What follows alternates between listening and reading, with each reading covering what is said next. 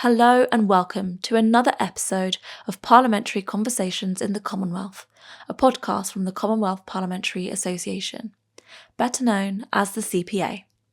The CPA promotes knowledge of the constitutional, legislative, economic, social and cultural aspects of parliamentary democracy and supports parliamentarians from across the Commonwealth in strengthening their democracies, promoting the rule of law and safeguarding human rights. Today we're unpacking the lingering impact of colonial laws on LGBTQI+ rights in South Africa. We're speaking with someone who's been at the forefront of the fight against these colonial remnants, Honourable Letsike. Honourable Letsike, welcome to the podcast and thank you for being here. Let's start by you introducing yourself and telling us a bit more about you and your work. No, thank you so much and greetings to your listeners of the podcast. I'm so super excited to be here.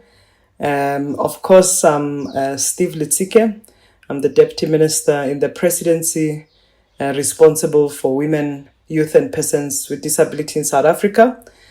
Of course, also being a Member of Parliament for the 7th Administration of the Republic of South Africa. But also I've been in the human rights space for such a long time.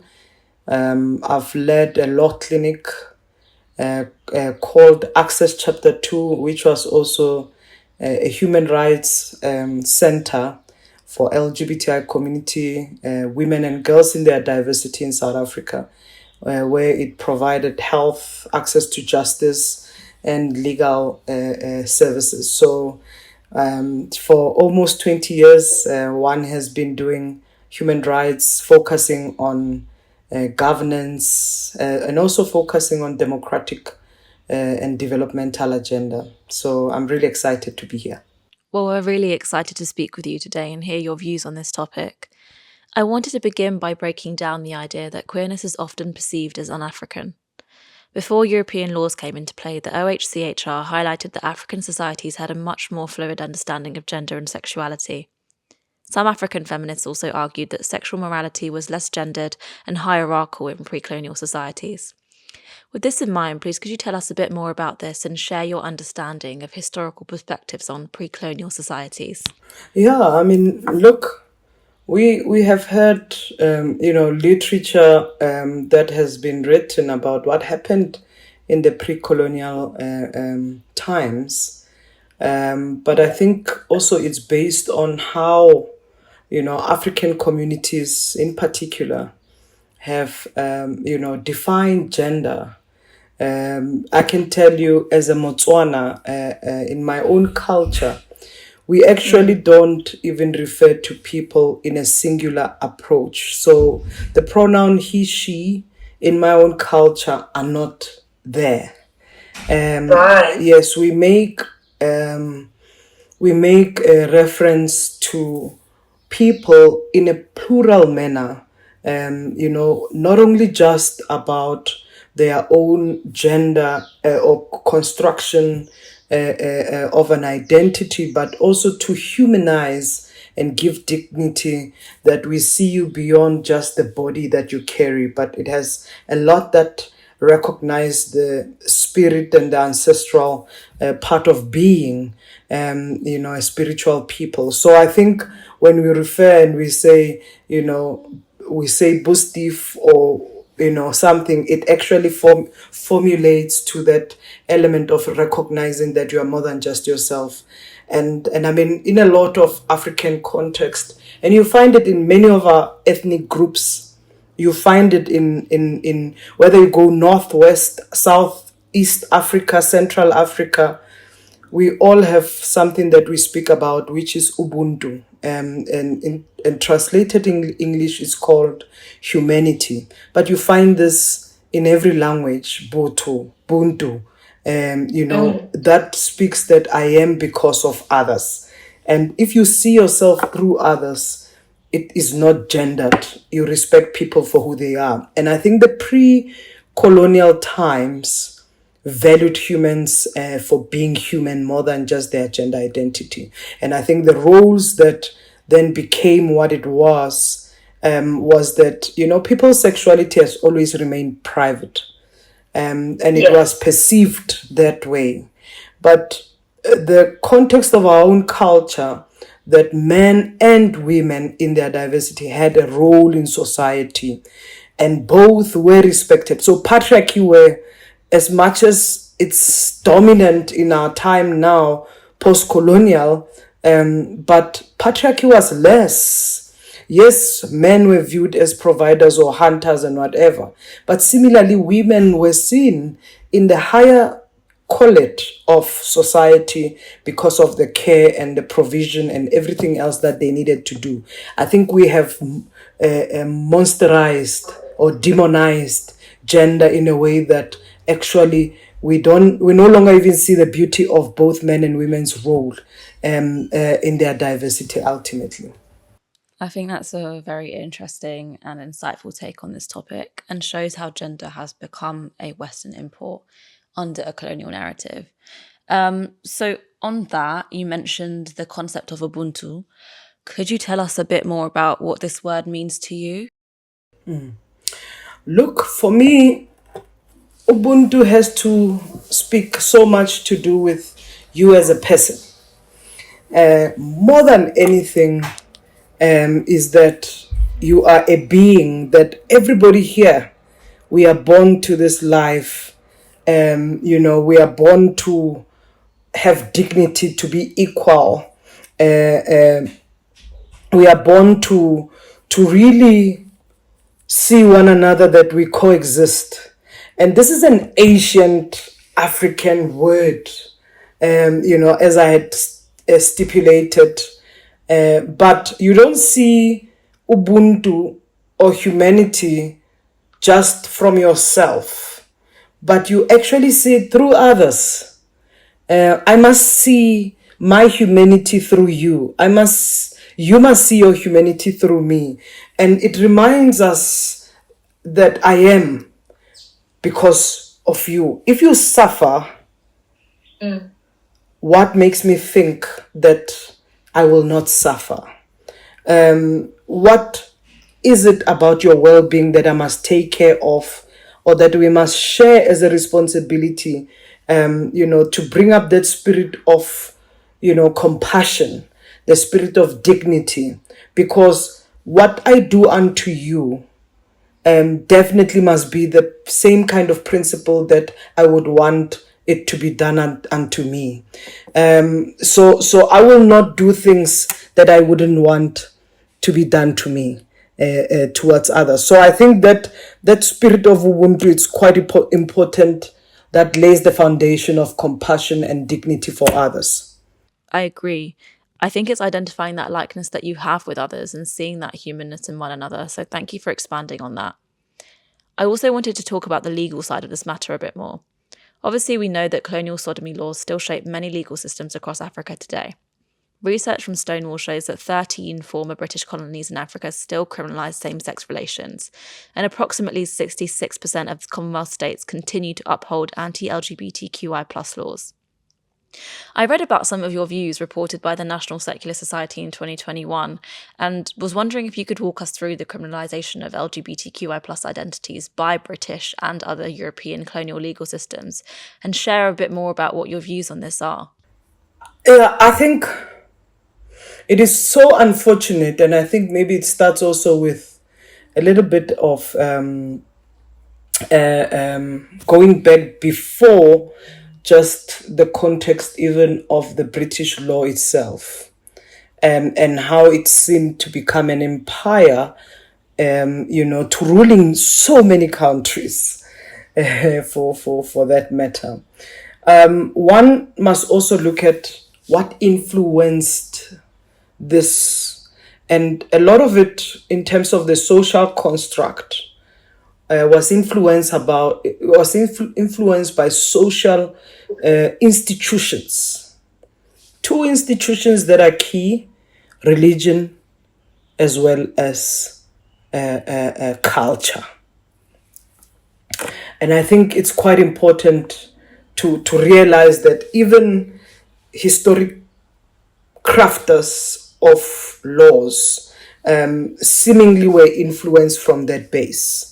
how the interpretation of identities were locked in a very heteronormative manner. And I think it's quite important not to leave out that, because these laws that speaks to, there can only be two genders, there can only be a heterosexual people, seemingly was influenced by those societal institutions. And I think the characteristics of it carry so much. And then you look at laws, colonial laws that were then brought up. And I mean, of course, what Stonewall research is showing is the evidence around laws that then was condemning what they call, that's why we have what we call sodomy laws, because of what religion in particular articulated and attributed and was misrepresented by many theologians, because it's perspective. I'm not a theologian myself, and I always have this conversation, and I said, let's bring alternative theologians who can interpret some of the scriptures, because we seemingly are often selective. But seemingly also you find it even in the rule of law or laws that are developed, that actually the context of laws that says no sodomy, no same-sex relations, it's abomination. These were words in these laws, in colonial laws. And often when you look at these colonial laws, are actually linked to some of the biblical scriptures. That what has happened in Sodom and Gomorrah, it involved two men, and it was easily translated into the book of laws, and it was made law for that matter. And hence, when you look at many of our Commonwealth states, when you actually review all these documents, laws, constitutions that have got penal codes that criminalizes same-sex practices, they were actually a reflection of biblical condemnation for that matter. And I think it's such an unfortunate thing that we find ourselves in. And when you look at homosexual activities in many of these Commonwealth countries, which were of course colonized by one country, which was the British, for that matter, activities of same-sex remained criminalized and an offense in of course 29 out of 56 member states of the Commonwealth. And I think we've seen progress. And I think it's quite important, but maybe before we even speak about this progress, is the harm that these laws have had. These laws have costed lives. These laws silenced people. These laws took away from the humanity. It took away from the potential participation in society from many LGBTI people. That wanted to be themselves, but also still wanted to contribute, to the social, economic, and political lives where they come from. So I think when we prescribe, the legacy of, of the British Empire, it will still haunt us that these colonial laws, as the former Prime Minister of UK said, they were wrong then, and they are still wrong now. And unfortunately, some of our countries, predominantly in Africa, Asia, as well as some of the Caribbean islands, are still unable to rid themselves of those laws. It's a very difficult process and topic for many, and I empathise with you, which brings me to this. South Africa has one of the world's most progressive constitutions when it comes to these rights, but as with anywhere, we still see a lot of violence and discrimination.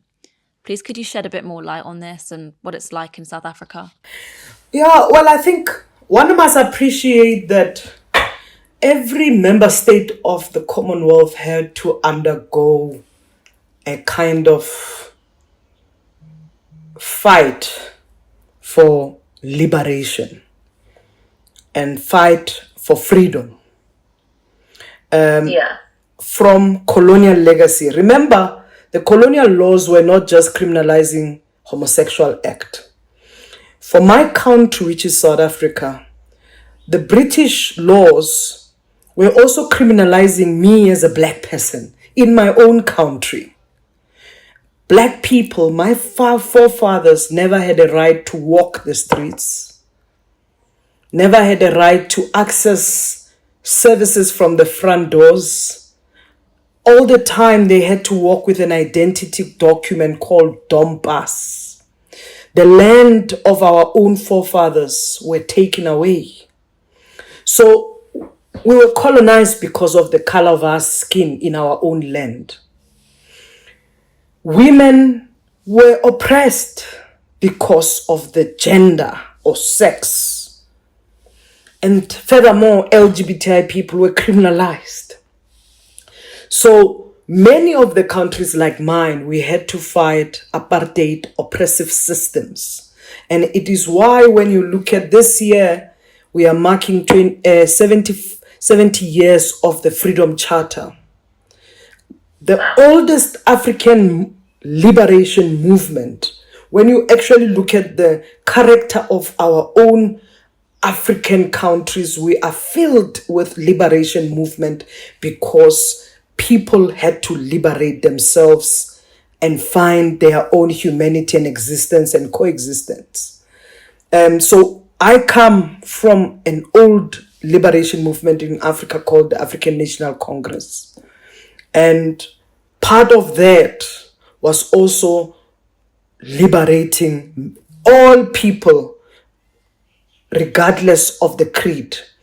And that for me is critical. So in South Africa, the legacy, colonial legacy, you find expression of it still existing, even in the time where we've got democracy, where we've got independence. So I think that's the point of departure I wanted to take this discussion from, to say that an oppressive system is not only transformed just by laws. An oppressive system is transformed by laws socially, economically, from governance to existence, the environment, and when we also repair the injustices. So our own kind of reparation was not concluded through what we call the truth and reconciliation. Was not concluded up to date. So we are still facing those reality. Now, when you then say this is a country, a beautiful country in the south of Africa, as Africans, we then had, for the first time in 1994, came out to vote, and we voted for a democratic president. Many of them who were in exile, many of them who were in jail for up to 20, Nelson Mandela, our former president, was in jail for 27 years. So you can just imagine how much of these challenges that we had to deal with. Now, it took us 2 years to develop a constitution. And that constitution emerged also from negotiation with the previous apartheid government. A negotiation that the constitution will be embedded. Its heart is embedded in human rights, in dignity, in equality for all, as a virtue of repairing the injustice of the past. And it's quite important that we see that. So it's been 30 years since then,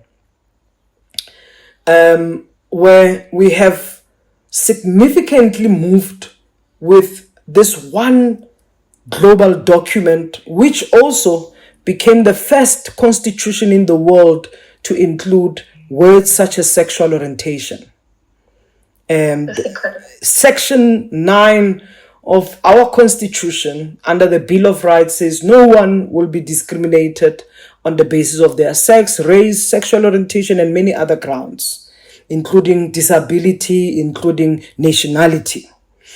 Now, that's a base of our constitution. And then it then also make provision to speak about the freedom of association, the freedom of expression, and then it makes provision of equality and dignity and integrity. So those are key high principles. Since 1994, we developed what we call legislations that protects the rights of LGBTI people. The right to marry, the right for adoption, the right to equal employment opportunities, and so forth. Up to now, our current president signed into law in 2023 what we call a hate crimes and hate speech law, ascending it from a bill to a law in this country. That says that even any person, whether on the basis of race, on the basis of sexual orientation, should not experience hate crime or hate speech, for that matter. It is criminal in our country. So you have this protection in the law. But as I said to you earlier, you have to move society with education and mobilize society to understand the provisions in our constitution must be protected and must be implemented adequately. Now, you've got cohorts of society that don't necessarily respect the law, but they will observe what religion and other things that actually were the first basis of what led us into the discriminative and religious fundamentalist approach that undermines the element of humanity beyond just the identity of sex, but more than that, which is sexual orientation. So when you see violence, when you see discrimination, stigmatization is influenced by all these areas. But the base of it, it's also what came from the legacy of colonial laws that we lived with for decades. Our own democracy is very young. It's only 3 decades on it. And yet our own colonial and apartheid government were there for more than 8-10 decades of existence. So that is the base that we have to understand the legacy. So South African LGBTI people experience the level of exclusion, the level of discrimination, but every now and then the efforts and interventions done by our own government actually are helping us to reduce this burden of issues. There's a national intervention strategy that is earmarked and developed. It's a 5-year plan that South African government has developed. That is looking at human rights across the role of departments from social development, basic education, health. All of them must implement interventions that caters for LGBTI people. And we've got a very strong, vibrant civil society in our country that stands up. I spent a lot of my time in the civil society. I fought for human rights. I led a law clinic and a human rights organization. And we are definitely sure that the continuation of the work of civil society takes us in the right direction to collaborate with government. Thank you, Honourable Letsike. You touched on some really important milestones there and the significance of acknowledging intersectionality in this conversation. We've spoken a little bit about this already, but what do you see as the key barriers to achieving true safety and equality for LGBTQI plus South Africans today? Well, I think one of the most fundamental things is the question about human rights and practicalities of human rights. And I think as Commonwealth, we suffer from this. Many of our countries have got constitutions that makes reference to human rights. But whether these rights are a lived reality, it's something else. Now, first is that all stakeholders, from governments to legislatures, or policymakers and society. Rights are not just a privilege. rights, everybody is entitled to human rights by virtue of being human. And your first question to this podcast was around the question of humanity. Yes. Now, if I respect you as a human, I will understand that you've got rights. I may not like what you say to me. I may have a different view.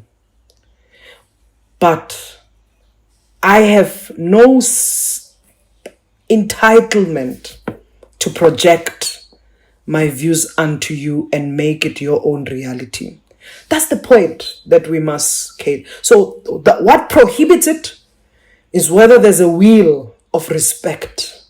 There's a will of humanity where we see each other just by virtue of being human.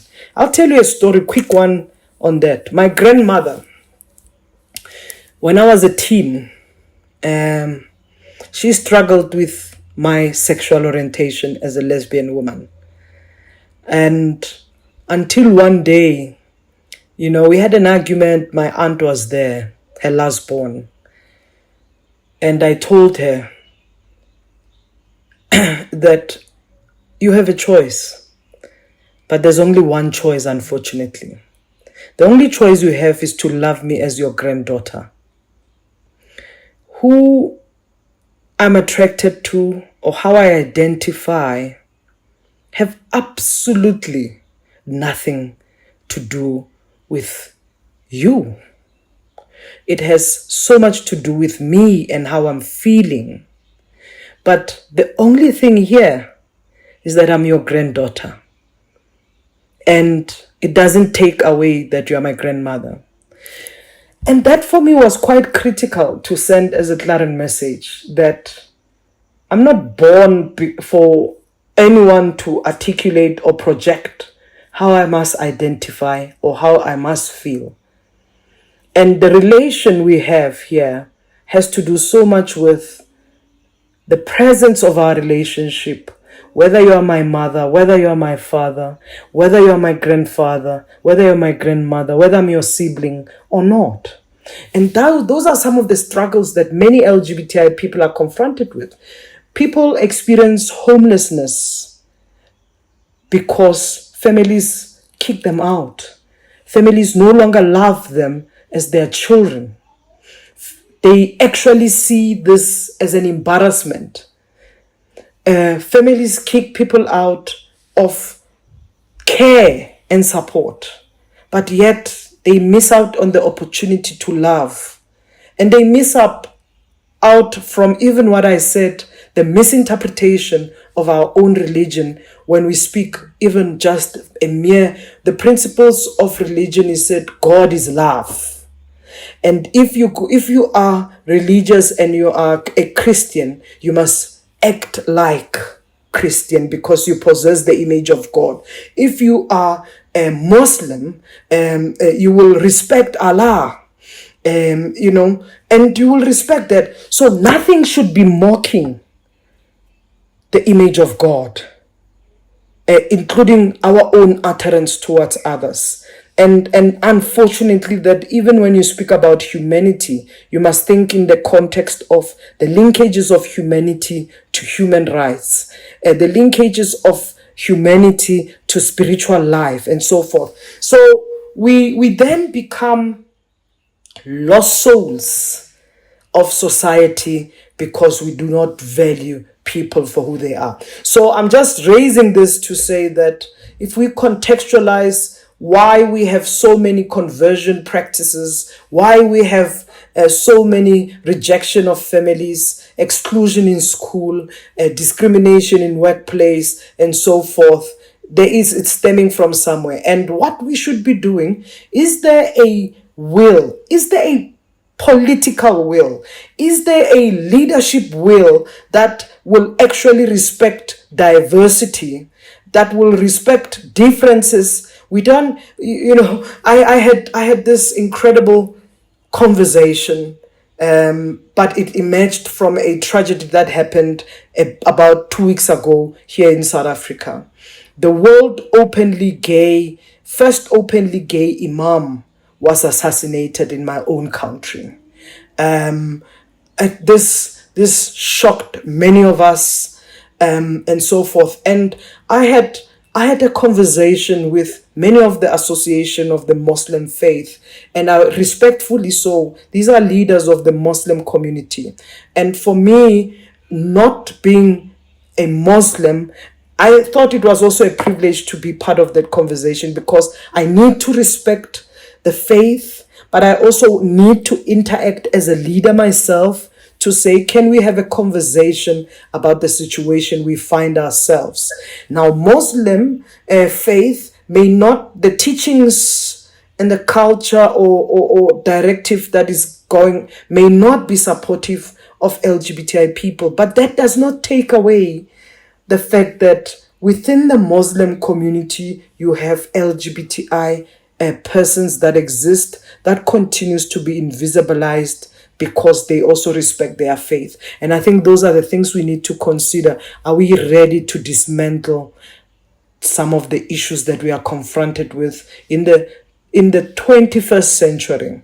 Are we ready to also confront the many young people that becomes invisibilized and neglected and rejected and murdered in and under our leadership?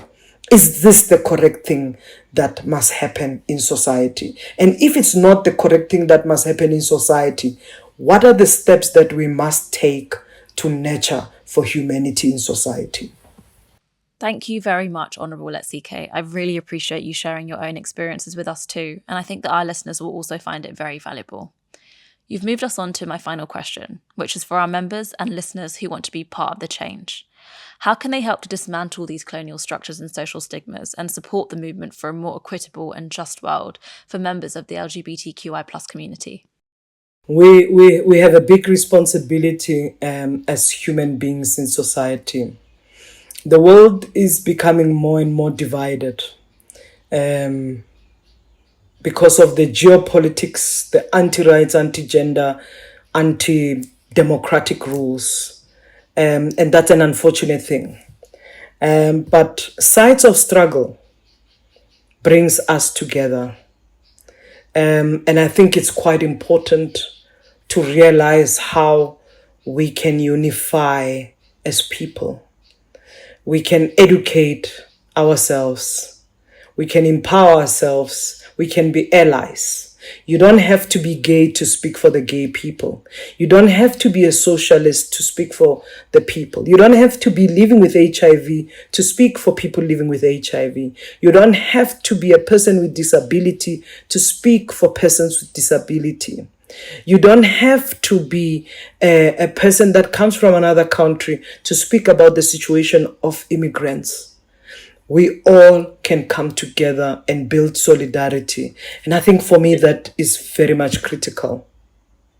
So that is the standpoint. Secondly, we must be willing to change the laws, and we must be able to take care of our citizens.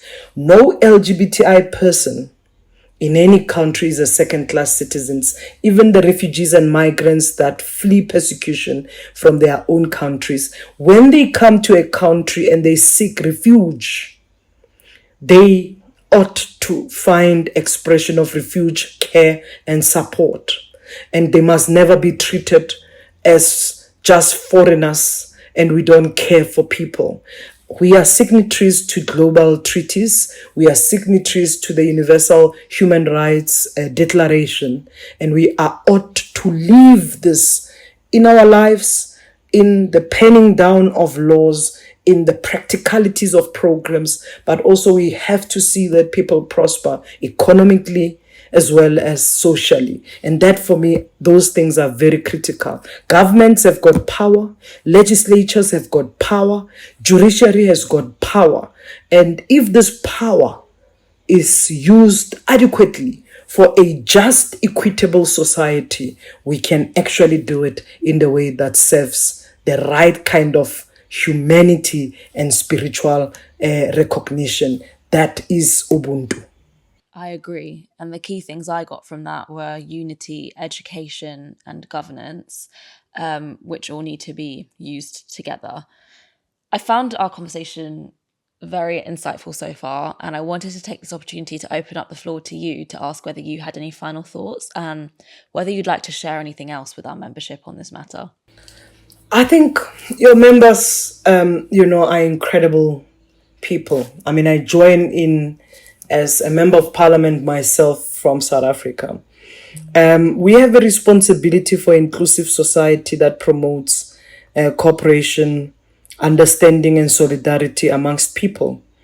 And collectively, we can defend the rights and equality of LGBTI people or any other marginalized or vulnerable groups, children, women, persons with disability, and so forth. No one single struggle is struggle enough to not stand for.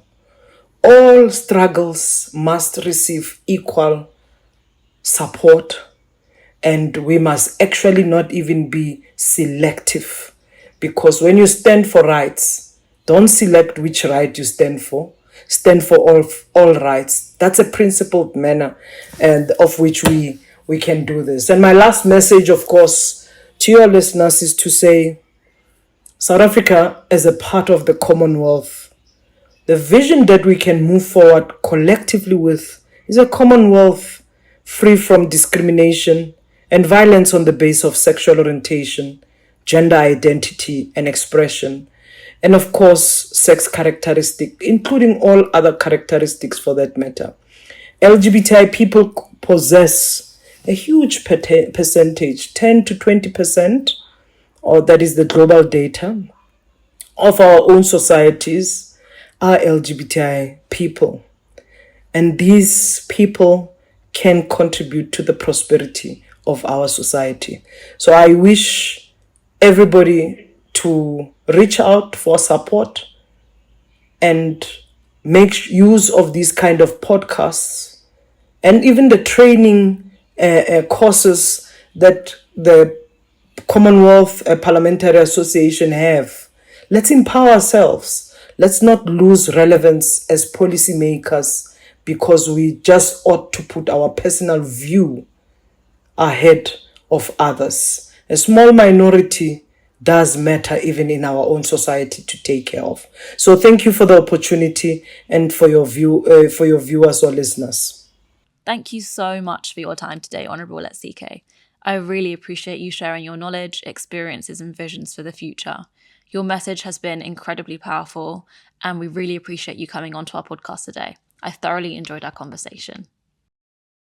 Thank you for listening to today's episode of Parliamentary Conversations in the Commonwealth.